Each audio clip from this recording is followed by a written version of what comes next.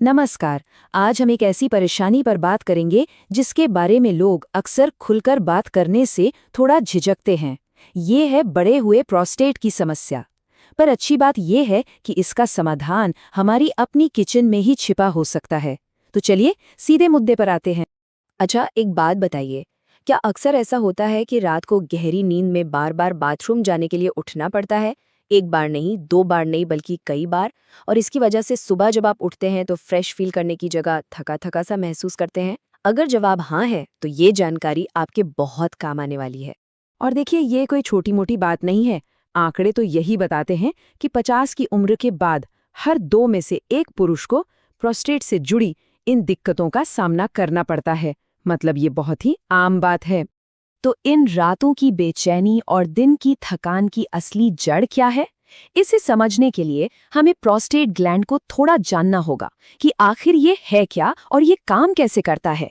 तो देखिए, प्रोस्टेट एक छोटी सी अखरोट के साइज की ग्रंथि होती है जो हमारे ब्लैडर यानी कि मूत्राशय के ठीक नीचे होती है। होता क्या है कि जैसे जैसे उम्र बढ़ती है, शरीर में कुछ हार्मोनल बदलाव होते हैं और उन्हीं की वजह से ये ग्लैंड धीरे धीरे बड़ी होने लगती है। अब इस पूरी बात को समझने का सबसे आसान तरीका ये है। जरा सोचिए, अगर पानी के एक पाइप को बीच से दबा दिया जाए तो क्या होगा? जाहिर सी बात है, पानी का फ्लो कमजोर पड़ जाएगा, रुक रुक कर आएगा। बस ठीक यही होता है जब प्रोस्टेट का साइज बढ़ता है। ये पेशाब की नली पर दबाव डालना शुरू कर देता है। To help us, please like and subscribe Health First channel and get more new health topic video every day. और इसी दबाव का नतीजा होता है ये सब दिक्कतें। पेशाब की धार का एकदम कमजोर हो जाना, बार बार बाथरूम जाने का मन करना, खासकर रात के वक्त, कभी कभी पेशाब करते हुए दर्द होना और कुछ मामलों में तो पेशाब में खून भी आ जाता है। लेकिन यहाँ एक बहुत अच्छी खबर है। हर बार इसका इलाज महंगी दवाइयाँ या सर्जरी ही नहीं होता। हमारी अपनी रसोई में ही कुछ ऐसी साधारण चीजें मौजूद हैं जो इस समस्या को काबू में लाने में कमाल का काम कर सकती हैं।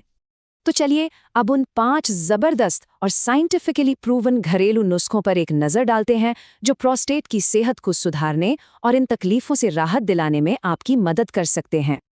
तो हमारी लिस्ट में सबसे पहला नाम है एक बहुत ही आम सब्जी का, गोभी। जी हाँ, वही गोभी जो ब्रोकली और पत्ता गोभी के परिवार का हिस्सा है। अब आप सोचेंगे, गोभी में भला ऐसा क्या खास है? इसमें एक बहुत ही पावरफुल कंपाउंड होता है जिसका नाम है सल्फोराफिन। रिसर्च बताती है कि ये प्रोस्टेट की अबनॉर्मल ग्रोथ को धीमा करता है और सूजन को भी कम करता है। साथ ही इसमें फाइबर भी खूब होता है जो वजन कंट्रोल करने में मदद करता है। और ये जानना जरूरी है कि पेट पर चर्बी जितनी कम होगी, प्रोस्टेट में सूजन का खतरा भी उतना ही कम होगा। अब आते हैं अपने दूसरे उपाय पर, टमाटर। इसे आप प्रोस्टेट की सेहत के लिए एक सुरक्षा कवच, एक बॉडीगार्ड की तरह समझ सकते हैं जो पहले से ही बचाव का काम शुरू कर देता है। टमाटर में लाइकोपीन नाम का एक जबरदस्त एंटीऑक्सीडेंट होता है। लेकिन यहाँ एक सीक्रेट है जो बहुत कम लोग जानते हैं। कच्चे टमाटर से कहीं ज्यादा फायदेमंद होता है पका हुआ टमाटर। जी हाँ, जब टमाटर को पकाया जाता है तो हमारा शरीर उसके लाइकोपीन को कई गुना बेहतर तरीके से सोख पाता है। तो अगली बार सलाद की जगह टमाटर का सूप या सब्जी बनाने पर जोर दें। हमारा तीसरा उपाय तो हर भारतीय रसोई की जान है, लहसुन। हम रोज इसे तड़के में तो इस्तेमाल करते हैं, पर इसकी असली औषधीय ताकत को अक्सर नजरअंदाज कर देते हैं। इसकी सारी शक्ति का राज है इसमें मौजूद एलिसिन नाम का कंपाउंड। इस स्लाइड पे राजीव जी की कहानी है। वो 55 साल के कॉर्पोरेट प्रोफेशनल हैं। वो बताते हैं कि कैसे जरूरी मीटिंग्स के बीच में उन्हें बार बार वॉशरूम के लिए भागना पड़ता था, जिससे उनका कॉन्फिडेंस एकदम खत्म हो रहा था। उन्हें बस एक छोटा सा बदलाव करने को कहा गया, रोज सुबह गर्म पानी के साथ लहसुन की 2 कच्ची कलियां। और आप यकीन नहीं करेंगे, सिर्फ 6 हफ्तों में न सिर्फ उनके लक्षण बेहतर हुए, बल्कि उनका खोया हुआ आत्मविश्वास भी वापस लौट आया। अब बात करते हैं चौथे और शायद इन सब में सबसे ज्यादा रिसर्च किए गए उपाय की, कद्दू के बीज। ये छोटे छोटे बीज असल में न्यूट्रिएंट्स का एक पावर हाउस हैं। इनमें जिंक और फाइटोस्टेरॉल भरपूर मात्रा में होते हैं। जिंक प्रोस्टेट की हेल्थ के लिए एक बहुत जरूरी मिनरल है और फाइटोस्टेरॉल सूजन और सेल्स की एबनॉर्मल ग्रोथ को रोकने में मदद करते हैं। कई क्लिनिकल स्टडीज में ये साबित हुआ है कि सिर्फ 3 महीने तक इनका रोजाना सेवन करने वालों ने यूरिन फ्लो जैसे लक्षणों में 30% तक का सुधार महसूस किया।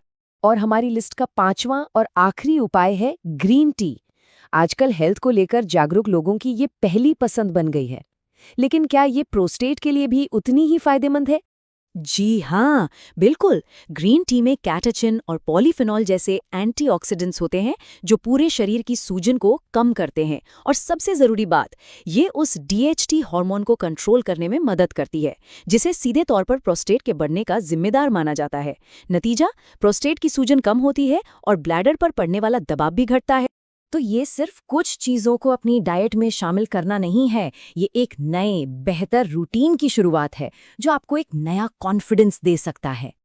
तो चलिए एक बार फटाफट से इन 5 को याद कर लें। गोभी, पके हुए टमाटर, लहसुन, कद्दू के बीज और ग्रीन टी। इसे आप अपनी 5 स्टेप किचन फार्मेसी भी कह सकते हैं। याद रखिए, ये सभी चीज़ें मिलकर काम करती हैं।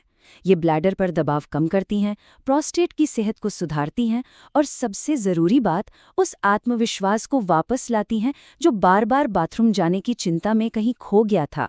तो आखिर में सवाल यही है कि क्या वाकई बेहतर सेहत और एक सुकून भरी जिंदगी की चाबी कहीं बाहर नहीं, बल्कि हमारी अपनी रसोई में ही मौजूद है?